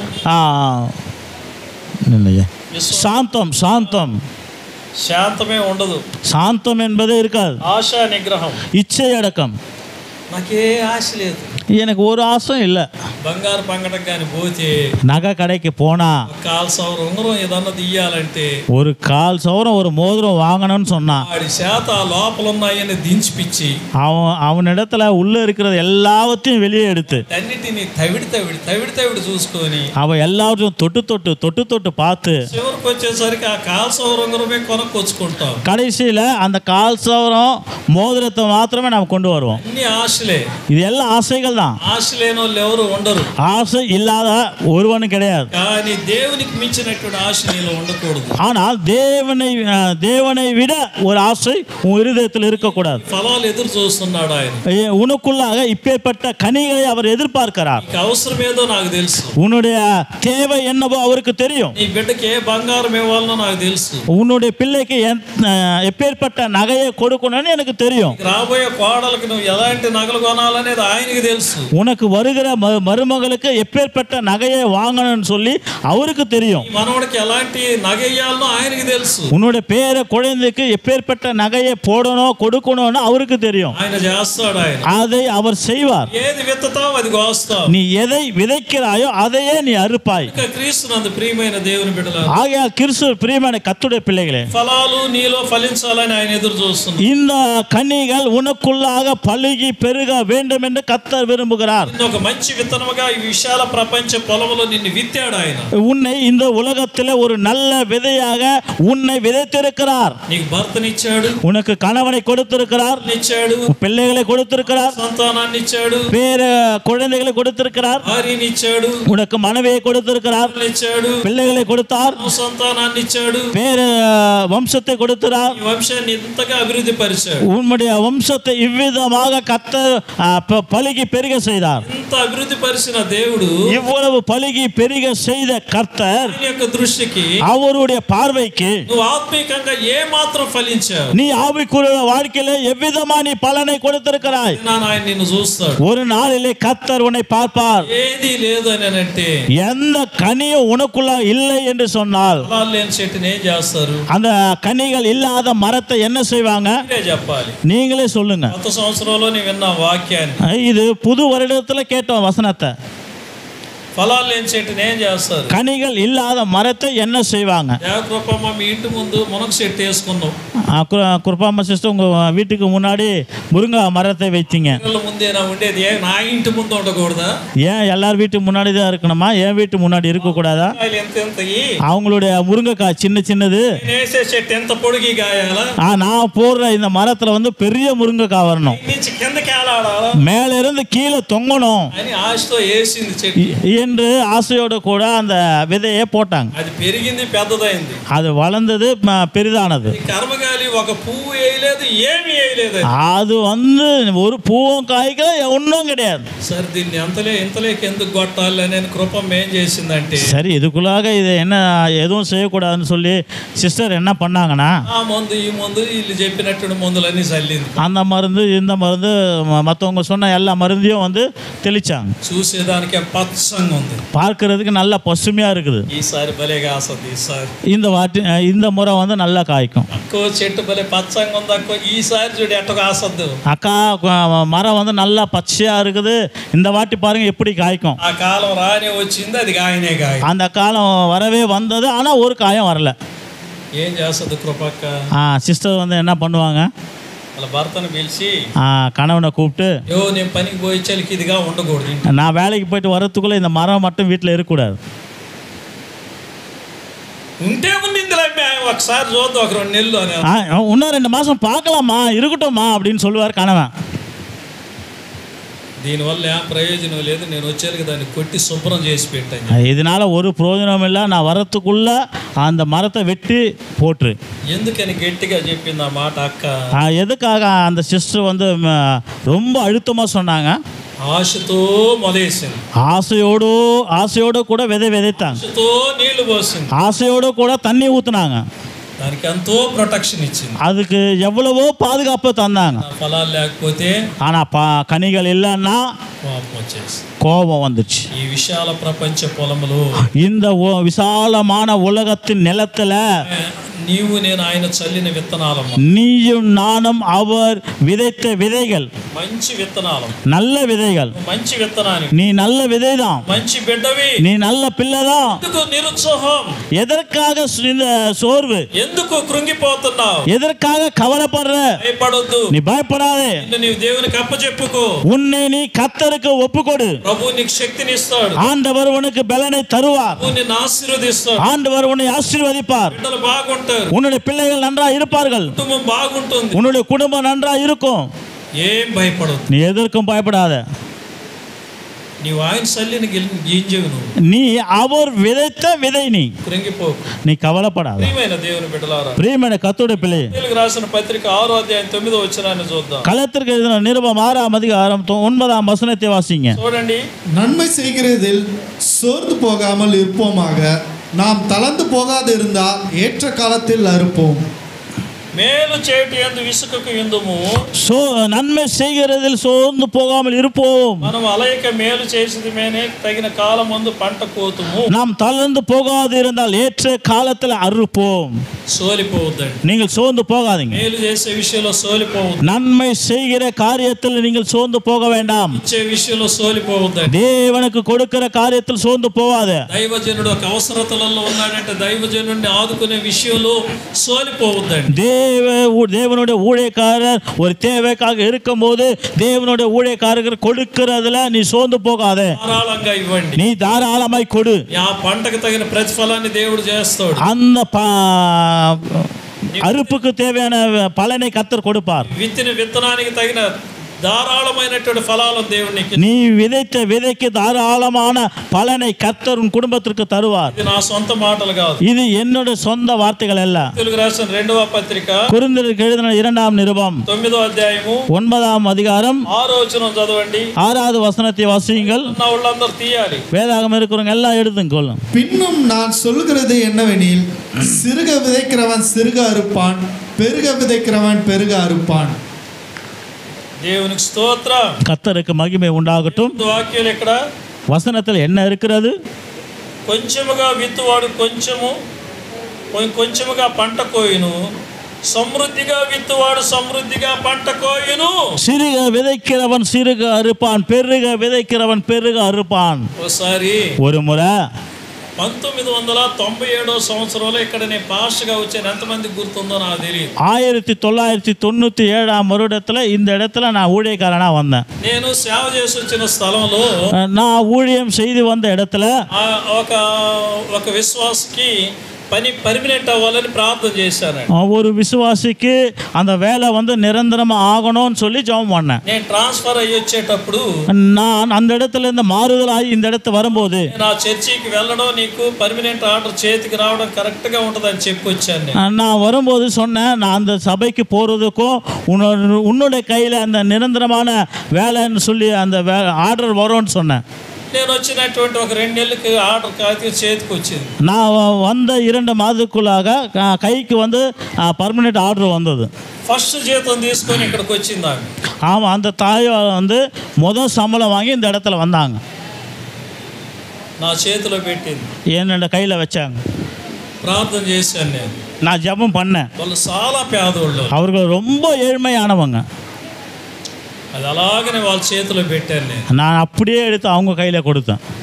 అయ్యా ஐயா, మా కొరకు ఎంతో ప్రార్థన చేశావు, எங்களுக்காக எவ்வளவோ நீங்கள் ஜெபம் பண்ணீங்க. నా భర్త ఎంత త్రాగుబోతో ఊరికే తెలుసు, என்னோட கணவன் எவ்வளவு பெரிய குடிக்காரன் என்பது ஊருக்கே தெரியும். నా భర్త మారాడు, என்னோட கணவன் மாறினார். బాగున్నామయ్యా, ஐயா நாங்கள் நல்லா இருக்கிறோம், ఈ కానుక నీదయ్యా, నేను అనుకున్నాను మీకు ఇయ్యాలని. ஐயா இந்த காணிக்க உங்களுக்கு உரியது, நாங்கள் உங்களுக்கு தரணும்னு நினைச்சோம். ஐயா భార్య భర్తలు ఇద్దరు వచ్చారు బిడ్డలు తీసుకొని ఇక్కడ. கணவன் மனைவி பிள்ளைகள் எல்லாம் இந்த இடத்து வந்தாங்க. ఆ తర్వాత ఆ కానుక అలాగే ఆ జీతాన్ని ఆమె చేతిలోనే పెట్టారు. அந்த வருமானத்தை அந்த காணிக்கை அப்படியே அவங்க கையிலேயே வச்சேன். ఏమనుకున్నదో ఏమో ఏదో కొంత సగం తీసి నా బైబిల్లో పెట్టింది.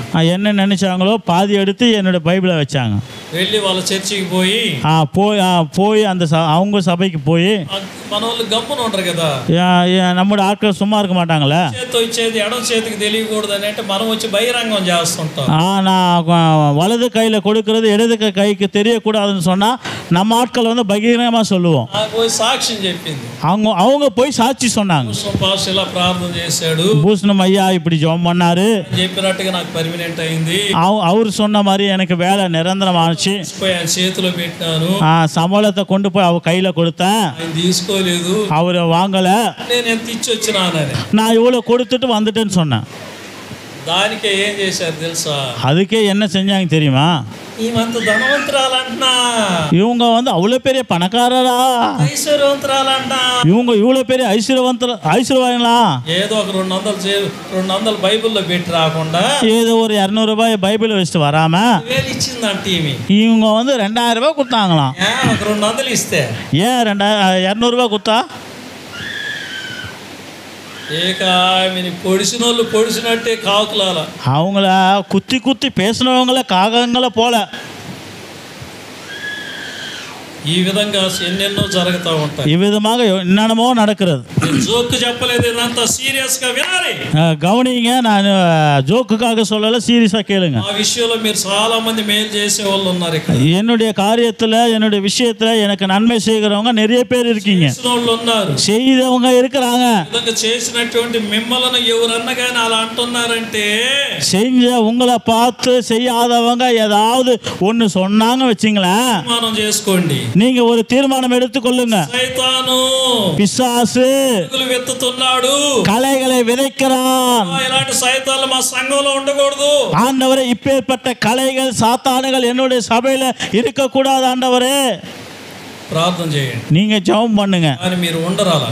ஆனா நீங்க அப்படி இருக்க மாட்டீங்க. మీరు మంచివాళ్ళు, நீங்க நல்லவங்க. మీరు దేవుని విత్తిన విత్తనాలు, நீங்கள் ஆண்டவர் விதைத்த விதைகள், ఒరిజినల్ విత్తనాలు. நீங்கள் ஒரிஜினல் விதைகள். దేవుడు మిమ్మల్ని ఆశీర్వదించును గాక, தேவன் உங்களை ஆசீர்வதிப்பாராக, బిడ్డలను ఫలింపజేయును గాక, உங்களுடைய பிள்ளைகளை பலுகி பெருக செய்வாராக. ఇతరులను ఎంకరేజ్ చేయండి, உங்களுடைய பிள்ளைகளை உற்சாகப்படுத்துங்கள், ఇతరులను ఎంకరేజ్ చేయండి, மற்றவர்களை உற்சாகப்படுத்துங்கள். దేవునికి ఇచ్చే విషయాలు ఎంకరేజ్ చేయండి, தேவனுக்கு கொடுக்கிற காரியத்திலே மற்றவர்களை உற்சாகப்படுத்துங்கள். దైవజనుని ఎత్తి పట్టుకునే విషయాలు ఎంకరేజ్ చేయండి, தேவனுடைய ஊழியக்காரனை தூக்கி பிடிக்கிற காரியத்திலே மற்றவர்களை நீங்கள் உற்சாகப்படுத்துங்கள். దైవజనుడు అనేవాడు దేవుని మీద ఆధారపడి బ్రతికేవాడు. தேவ ஊழியக்காரன் என்பவர் தேவனை சார்ந்து வாழ்கிற மனிதர். దైవజనుడు అనేవాడు మీ కుటుంబాల కొరకు కన్నీరు కార్చేవాడు. தேவ ஊழியக்காரர் என்பவர் உங்களுடைய குடும்பங்களுக்காக கண்ணீரோடு ஜெபிக்கிற மனிதர். దైవజనుడు అనేవాడు మీ కుటుంబ క్షేమం కొరకు ప్రార్థన చేసేవాడు. தேவ ஊழியக்காரன் என்பவர் உங்களுடைய குடும்ப நலனுக்காக ஜெபம் பண்ணுகிறவர். దైవజనుడు అనేవాడు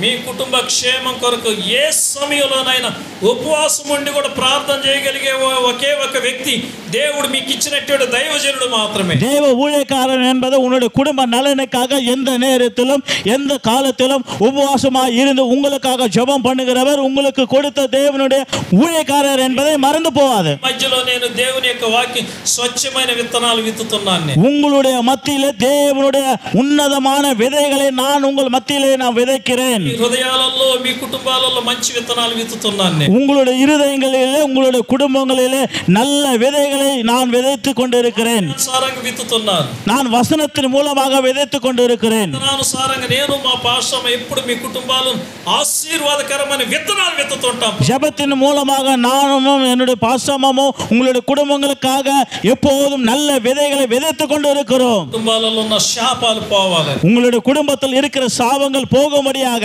ఉన్న దోషాలు పోవాలి, உங்கள் குடும்பங்கள் மேல் இருக்கிற தோஷங்கள் போவதற்காக, సమాధానం కలగాలి, உங்களுடைய குடும்பங்களிலே சமாதானம் உண்டாகுவதற்காக, ఆరోగ్యంగా ఉండాలి, உங்களுடைய பிள்ளைகள் சுகமாய் இருப்பதற்காக, పిల్లలు కాని బిడ్డలకి పెళ్లిళ్ళు అవ్వాలి, திருமணம் ஆகாத பிள்ளைகளுக்கு திருமணம் ஆக வேண்டும் என்று ஜெபம் பண்ணுகிறோம். మంచి కోడళ్ళు రావాలి, உங்களுடைய குடும்பங்களுக்கு நல்ல மருமகள் வர வேண்டும் என்று ஜெபம் பண்ணுகிறோம். మంచి అల్లుళ్ళు రావాలి, உங்களுக்கு நல்ல மருமகன் வர வேண்டும் என்று ஜெபிக்கிறோம். ప్రార్థించగలిగే దైవజనుడు, பாரத்தோடு ஜெபிக்கிற தேவனுடைய ஊழியக்காரர். అటువంటి దేవుని బిడ్డలారా, பிரியமான கர்த்தருடைய பிள்ளைகள், వారంలో కూడా ఇదే స్థలంలో నిలబడి నేను ఒక మాట చెప్పాను. கடந்த வாரத்துல கூட இதே இடத்துல நின்று நான் ஒரு வார்த்தையை சொன்னேன். రాజును పోయి చూసి ఒక ప్రార్థన చేసి రండి అని.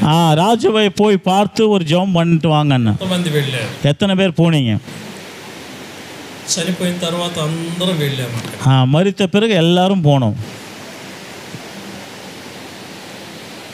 దేవుని బిడ్డలమైన మనవలని దేవుడు క్వశ్చన్ అడుగుతాడు అనుకోండి. தேவனுடைய பிள்ளைகளா இருக்கிற நம்மை பார்த்து ஆண்டவர் ஒரு கேள்வியை கேட்பாருன்னு வைப்போம். నువ్వు చెప్తున్నావే, என் பிள்ளைன்னு சொல்றியே, ఆ బిడ్డ కొరకు వెళ్ళి ఏ రోజైనా ఒక మాట ప్రార్థన చేసావా? அந்த பிள்ளைக்காக எந்த நாளாவது நீ ஜெபம் பண்ணியிருக்கியா? క్వశ్చన్ అడిగితే నువ్వేం చెప్తావు? நீ ஒரு கேள்வியை கேட்டா நீ என்ன பதில் சொல்லுவ?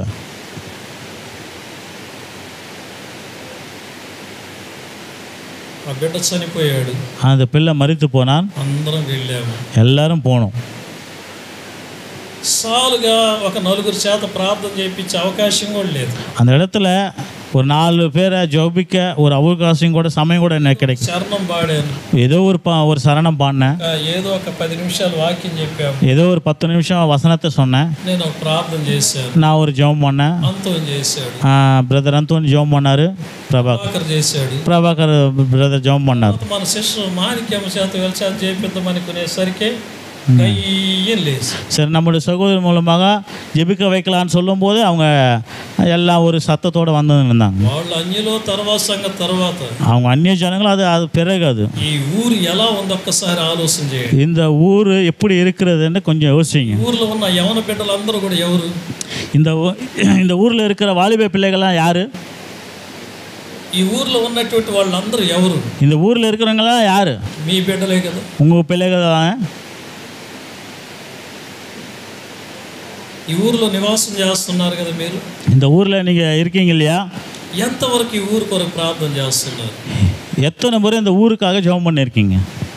இதுவரை நீங்க ஜெபம் பண்ணிருக்கீங்க. ఇంతవరకు ఈ బిడ్డల కొరకు విజ్ఞాపన చేస్తున్నారు. இதுவரைக்கும் இந்த பிள்ளைகளுக்காக கர்த்தரை நோக்கி விண்ணப்பம் பண்ணீங்க. ప్రార్థన విలువ తెలియాలి. அந்த ஜெப மேன்மை உங்களுக்கு தெரியணும். ప్రార్థన అంటే ఏదో అనుకోవద్దండి. ஜெபம் என்றால் ஏதோ என்று நீங்க நினைக்காதீங்க. రోజు నువ్వు విత్తే విత్తనం ప్రార్థన విత్తనం இந்த நாளிலே நீ விதைக்கிற அந்த ஜெபத்தின் விதை ఒక రోజు ఈ ఊరినే మారుస్తుంది. ஒரு நாளிலே இந்த ஊரையே மாற்றும். మీరు అనుకుంటున్నారు நீங்க நினைக்கிறீங்க ఊరు మారరు సార్, யாரும் மாற மாட்டாங்கன்னு. ఊరు మారరు సార్. ஐயா, யாரும் மாற மாட்டாங்க. ఆయనకు అసాధ్యమైంది ఏదీ లేదు. என் தேவனால் கூடாத காரியம் ஒன்றும் இல்லை. నీవు నేను కరెక్ట్ గా ఉండి ప్రార్థన చేస్తే நீயும் நானும் சரியாக இருந்து ஜெபிப்போம் என்னால் అందరిని దేవుడు సంధిస్తాడు. எல்லாரையும் கர்த்தர் சந்திப்பார். అందరూ మారుతారు. எல்லாருமே மாறுவாங்க. ఈ విశ్వాసం నీలో నాలో ఉండాలి. இந்த விசுவாசம் உனக்குள்ள எனக்குள்ள இருக்கணும். ఒక్కొక్క కుటుంబంలోకి పోతే భార్య భర్తలకు సమాధానం ఉండదు. ஒவ்வொரு குடும்பத்துல போனா கணவன் மனைவிக்கு சமாதானம் இல்லை. బిడ్డల కొరకు నేను ఎంత వేదంతో ప్రార్థన చేస్తాను నాకు నా మనస్సాక్షికి తెలుసు. அந்த பிள்ளைகளுக்காக நான் எவ்வளவு வேதனையோடு ஜெபிப்பேன் என்பது எனக்கும் என்னுடைய மனசாட்சிக்கு தெரியும். ఒక్కొక్క కుటుంబంలో అయితే ஒவ்வொரு குடும்பத்துல బిడ్డలు ఉదయం తినకుండా అట్నే కాలేజీలకు వెళ్ళే పిల్లలు ఉన్నారు. எதுவுமே சாப்பிடாம காலேஜ் போற பிள்ளைகள் கூட இருக்கிறாங்க.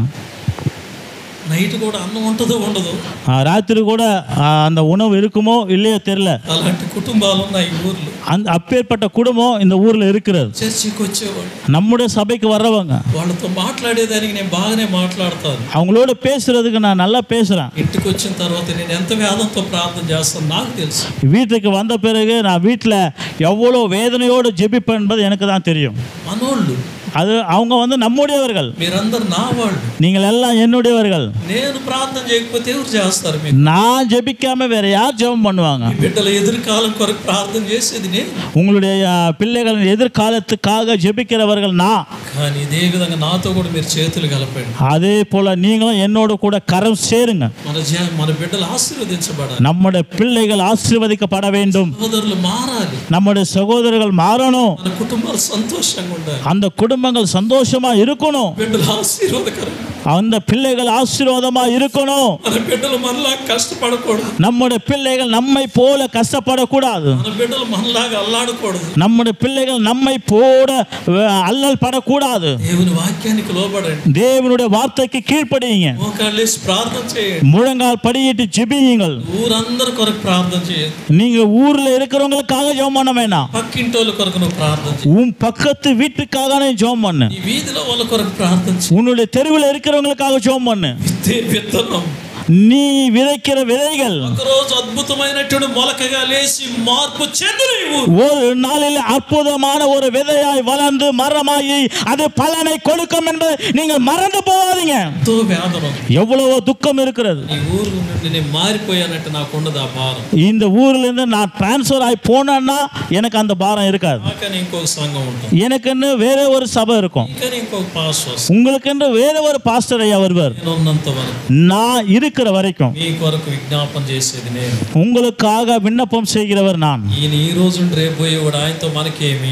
இவர் இப்போ இருந்த நாளைக்கு போறவர், அவருக்கு கூட நமக்கு என்ன வேலை? అంటే తలంపు నీలో వస్తుందంటే அப்பேற்பட்ட சிந்தனை ஆலோசனை உனக்கு வருதுன்னா అది నీకై నీకు వచ్చేది కాదు, அது உனக்கு நீயே கொண்டு வருகிறது அல்ல. సాతానుడు నీలో విత్తే విత్తనం అది. பிசாசானவன் உனக்குள்ளாக விதைக்கிற விதை அது. నువ్వు మంచి విత్తనానివి, நீ நல்ல விதை, ఆయన చేత చల్లబడిన విత్తనానివి, நீ அவருடைய கரத்திலிருந்து விதைக்கப்பட்ட விதை. నీలో ఇలాంటి ఆలోచనలు రాకూడదు. நீ உனக்குள்ளாக இப்பேற்பட்ட ஆலோசனை வரக்கூடாது. అంటే సాతానుడు విత్తాడు అని అర్థం. அந்த ఆలోచனை வருகிறது என்று சொன்னால் அதை சாத்தானானவன் விதைத்தான் என்பது అర్థం. ప్రియమైన దేవుని బిడ్డలారా, ప్రియమైన కర్తృడి పిల్లే, దేవుని యొక్క వాక్యంలో దేవునికి ఇచ్చే దాంట్లో, దేవునికి నీ కానుక విత్తే దాంట్లో பிசுனாரித்தனங்கா சனுகுகொண்டு செய்யக்கூடாது. தேவனுடைய காரியத்தில் தேவனுக்கு கொடுக்கிறதுல, தேவனுடைய ஊழியக்காரருக்கு கொடுக்கிறதுல நீ கஞ்சத்தனமாகவும் கஷ்டப்பட்டு கொடுக்க வேணாம். ఈ లోకములో ఆయన చేత విత్తబడిన విత్తనానివి, இந்த உலகத்துல அவருடைய கரத்தினால விதைக்கப்பட்ட விதை நீ. విత్తనమైన నీవు ఫలించి అభివృద్ధి పొందావు. அந்த விதையா இருக்கிற நீ பலுகி பெருகி நன்மையை பெற்றாய். కానుక రూపంలో దైవ సన్నిధానంలో నువ్వు విత్తుతున్నావు. காணிக்கை ரூபத்துல தேவனுடைய சன்னிதானத்துல அந்த விதையை நீ விதைக்கிறாய். తగిన కాలమందును ఫలిస్తావు. ஏற்ற காலத்துல நீ பலனை காண்பாய். తగిన కాలమందు పంట కోస్తావు. ஏற்ற காலத்துல நீ கனியை அறுப்பாய். సంతోషంతో ఆనందంతో వర్ధిల్లుతావు. நீ சந்தோஷத்தோடு மகிழ்ச்சியோடு கூட வளருவாய். నీ అప్పులన్నీ పారిపోతాయి. உன்னுடைய கடன் எல்லாம் ஓடி போகும். ఎంత సొమ్ము కుదవబెట్టావు நீ அடகு கடையில எவ்வளவு நகைகளை நீ அடகு வச்சிருக்க, ఎంత సొమ్ము బ్యాంకులో పెట్టావు, எவ்வளவு நகைகளை நீ பேங்க்ல வச்சிருக்க, ఎవరెవరి దగ్గర ఎంత డబ్బు ఇరికిచ్చావు, யார் இடத்துல எவ்வளவு பணத்தை கொடுத்திருக்கிற, అన్ని లాక్లన్నీ కూడా దేవుడు పగల కొడతాడు. எல்லா விதமான தடைகளை கர்த்தர் உடைப்பாராக. తలుపులు పగల కొడతాడు. விதைக்கிற அந்த தடைகளை கர்த்தர் உடைப்பாராக. సమృద్ధిగా దీవిస్తాడు. தேவன் உங்களை பரிபூர்ணமாக ஆசீர்வதிக்கட்டும். సంతోషంగా ఉంటారు. நீ பரிபூர்ணமாக சந்தோஷமா இருப்பாய். ఆరోగ్యంగా ఉంటారు. நீ ஆரோக்கியமா இருப்பாய். బాగుంటావు. நீ நல்லா இருப்பாய். ప్రియమైన దేవుని బిడ్డలారా, பிரியமான கர்த்தருடைய பிள்ளையே, వచ్చే నెలలు அடுத்த மாதத்துல 3-4 తారీఖులలో 3-4 தேதியில 2 రోజులు అమావాస్య వస్తుంది. 2 நாட்கள் அமாவாசை வருது. 2 రోజులు కూటం పెడతారు. 2 நாள் இங்க பிரேயர் நடக்கிறது. అందరూ రండి, எல்லாம் வாங்க. మీ కొరకు ప్రత్యేకంగా తిరుపతి మాకు నూనె తీసిచ్చింది. உங்களுக்காக ஒரு விசேஷமான ஒரு எண்ணெய் சிஸ்டர் சுரேஷ் திருப்பால் அம்மா சிஸ்டர் கொண்டு வந்திருக்காங்க. కింద சின்ன பாட்டில். ఈ నూనె కొరకు నేను ప్రార్థన చేశాను. இந்த எண்ணெய்க்காக நான் ஜெபம் பண்ணேன். ఈ నూనె ప్రార్థన చేస్తాను మీ అందరికి. இந்த எண்ணெயை உங்கள் மீது தெளித்து நான் உங்களுக்காக ஜெபம் பண்றேன். వాళ్ళని కూడా తీసుకొని రండి. வராதவங்களை கொண்டு வாங்க. మీరు ఎలా ఉంటారో చూడండి. நீங்க எப்படி இருப்பீங்க பாருங்க. ఆశీర్వాదకరంగా ఉంటారు. நீங்கள் ஆசீர்வாதமா இருப்பீங்க. 1వ తారీఖు తెల్లవారుజామున జరిగే ప్రార్థనకి తప్పకుండా రండి. 1ஆம் தேதி நடக்கிற ஆராதனைக்கு கண்டிப்பா வாங்க. బుధవారం శుక్రవారం కూడా జరుగుతుంది ప్రార్థన. புதன்கிழமை வெள்ளிக்கிழமை கூட நடக்கிறது. రండి ప్రార్థనకి. வாங்க ஜெபத்திற்கு. శనివారం నిన్న ఎంతమంది వచ్చారు? శనివారం நேற்று எத்தனை பேர் வந்தீங்க? వచ్చిన వాళ్ళు చేయొద్దండి. 1 2 3 4 1 2 3 4 చాలు. ఎక్కడ 2-3 కూడి నా నామాన్ని ధ్యానిస్తారు అక్కడ నేను ఉంటాను అన్న దేవుడు. எங்கே 2-3 பேர் நாமத்தில் பேர் கூடுகிறார்களோ அங்கே இருப்பேன் என்று சொன்ன கர்த்தர் ఒకళ్ళు ఎక్స్ట్రాగానే ఉన్నారు. ஒருத்தவங்க வந்து எக்ஸ்ட்ராவா இருக்கீங்க. వచ్చినా రాకపోయినా మీరు ప్రార్థన చేయండి. நான் வந்தாலும் வராயிட்டு நீங்க ஜெபம் பண்ணுங்க. కడవరి దినాలలో ఉన్న கடைசி நாள்ல நீங்க வாங்க. కుటుంబాలలో మేలు జరగాలని, உங்களுடைய குடும்பத்துல நன்மை நடக்கணும். నీ విత్తిన విత్తనాలకు ప్రతిఫలం చూడాలనుకుంటే, நீ விதைக்கிற விதைக்கு பலனை நீ பார்க்கணும்னு சொன்னா సాధ్యమైనంత వరకు అన్ని కోటలలో కలుసుకో. முடிந்த வரை நீங்கள் எல்லா கூட்டங்களும் கலந்து கொள்ளுங்க. ఏది విత్తుతావు అది కోస్తావు. எதை விதைக்கிறாயோ அதை அறுப்பாய். ఏది విత్తుతావు అది కోస్తావు. எதை விதைக்கிறாயோ அதை அறுப்ப. చెప్పు నీ నోటి గుండా, ప్రభు నేను ఏది విత్తానో, ஆண்டவரே நான் எதை விதைக்கிறேனோ కోస్తానయ్యా. ஐயா நான் அறுப்பேன். ధైర్యంగా చెప్పండి చూద్దాం. தைரியமா சொல்லுங்க. ఏది విత్తానో நான் எதை விதைக்கிறேனோ కోస్తానయ్యా. அதை நான் அறுப்பேன் ஆண்டவரே. దేవుడి మాటలు దీవించునుగాక. கர்த்தர் இந்த வார்த்தைகளை ஆசீர்வதிப்பாராக. అందరూ లేచి నిలబడదాం. நாம் யாவரும் எழுந்து நிற்போம். పాడబడుచుండ కానుకలు ఎత్తబడదాం. பாடலை பாடும்போது கர்த்தருக்கு காணிக்கை கொடுப்போம். சர்வ வல்லமையுள்ள தேவனே நாங்கள் ஸ்தோத்தரிக்கிறோம் சுவாமி ராஜா. இந்த நாளிலே கூட தகப்பன ராஜா வார்த்தை கூட எங்களோடு கூட பேசினதுக்காக நாங்கள் ஸ்தோத்தரிக்கிறோம் சுவாமி ராஜா. மனுஷர் எதை விதைக்கிறானோ அதையே அறுப்பான்னு சொன்ன வார்த்தைக்காக நாங்கள் ஸ்தோத்தரிக்கிறோம் சுவாமி ராஜா. இந்த சமுதாயத்தில் தகப்பன ராஜா நாங்கள் நல்ல விதைகளை விதைக்கிறவளா எங்களை மாற்றுங்க தகப்பனே. கண்ணீரோடு விதைக்கிறவன் கம்பீரத்தோடு அறுப்பான்னு சொன்ன வார்த்தைக்காக நாங்கள் ஸ்தோத்தரிக்கிற ராஜா. இந்த நாளிலே தகப்பன ராஜா எங்கள் ஒவ்வொரு குடும்பத்தினுடைய கரத்தில் ஒப்பு கொடுக்கிறோம் சுவாமி ராஜா. என்ன தேவையோடு கூட வந்திருக்கிறோமோ தெரியும் சுவாமி ராஜா. ஒவ்வொரு தேவன் தாமே நீர் ஆசீர்வதித்து வழிநடத்துங்க சுவாமி ராஜா. இந்த 7ஆம் மாதத்தில் தகப்பனே இந்த கடைசி ஞாயிற்றுக்கிழமையில தகப்பன ராஜா அப்பா எங்கள் ஒவ்வொருவரை தகப்பன ராஜா நீர் உற்சாகப்படுத்தினதுக்காக நாங்கள் ஸ்தோத்தரிக்கிறோம் சுவாமி ராஜா. அதே போல தகப்பன ராஜா அந்த ஒவ்வொரு அனௌன்ஸ்மெண்ட்டுக்காக நாங்கள் ஸ்தோத்தரிக்கிறோம் சுவாமி ராஜா. இந்த காரியங்கள் எல்லாம் நம்முடைய கரத்தில் ஒப்பு கொடுக்கிறோம் சுவாமி ராஜா. விசேஷமாய் தகப்பனே திருமண காரியங்களுக்கு நாங்கள் ஸ்தோத்தரிக்கிறோம் ராஜா. பவுலுடைய திருமணத்துக்காக நாங்கள் ஸ்தோத்தரிக்கிறோம் அப்பா. சாமுவேலுடைய என்கேஜ்மெண்ட்டுக்காக திருமண காரியத்துக்கு நாங்கள் ஸ்தோத்தரிக்கிறோம் சுவாமி ராஜா. அப்பா இது 2 காரியங்களை தகப்பனே என் தேவன் அப்பா நீர் பொறுப்பெடுத்து நடத்திக்கொள்ள நாங்கள் ஜெபிக்கிறோம் சுவாமி ராஜா. அதே போல தகப்பன ராஜா அப்பா விசேஷமாய் அன்பு சகோதரன் அப்பா ராஜு குடும்பத்துக்கு கொடுத்ததுக்காக நாங்கள் ஸ்தோத்திரிக்கிறோம் சுவாமி ராஜா. அந்த குடும்பத்தில் தகப்பனே என் தேவன் ஆறுதல் படுத்துங்க தகப்பனே. அவள் மனைவி பிள்ளைக்கும் ஆறுதல் படுத்துங்க ராஜா. அவள் குடும்பத்தாருக்கு ஆறுதல் படுத்துங்க சுவாமி ராஜா. ஏனென்றால் தகப்பனே நீர் ஒருவரே தகப்பனே உடைய வார்த்தை கொண்டு ஆறுதல் படுத்துகிறப்பமை ஸ்தோத்திரிக்கிறோம் சுவாமி ராஜா. அதே போல ராஜா அப்பா உடலான சரியாத ஆண்டரே அப்பா தாய்மாருடைய கரத்தில் ஒப்பு கொடுக்கிறோம் ராஜா. அவர்களையும் ஆண்டரே இது ஏந்தி ஆண்டரே இம்மட்டுமாய் அப்பா நடத்தி வந்து நம்முடைய கிருபைக்காய் நாங்கள் ஸ்தோத்திரிக்க ராஜா. விசேஷமாய் தகப்பனே ராஜா என்னுடைய பையனுடைய படிப்புக்காய் ஆண்டரே எத்தனை பேர் ஆண்டு உதவி செய்கிறோம் ராஜா.